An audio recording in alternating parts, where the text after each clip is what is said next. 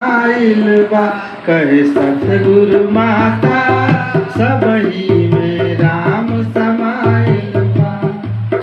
जैसे मेहंदी में लाली छुपल रहेला, जैसे मेहंदी में लाली छुपल रहेला, जैसे फुलवा में खुशबू बसल रहेला, जैसे फुलवा में खुशबू बसल रहेला। इत बाड़े चारों ओर जैसे चंदा के चकोर, इत बाड़े चारों ओर जैसे चंदा के चकोर, जैसे दूधावा में घिउआ घोराइल बा कहे सतगुरु माता, कहे सतगुरु माता सबही में राम समाइल बा। कहे सतगुरु माता सबही में राम समाइल बा।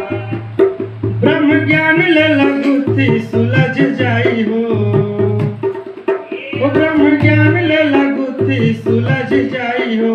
नाव माया में जीवा उलझ जाई हो, नाव माया में जीवा उलझ जाई हो।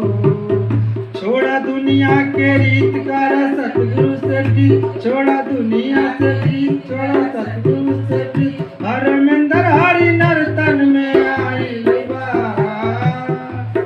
कहे सतगुरु माता, कहे सतगुरु माता सबही में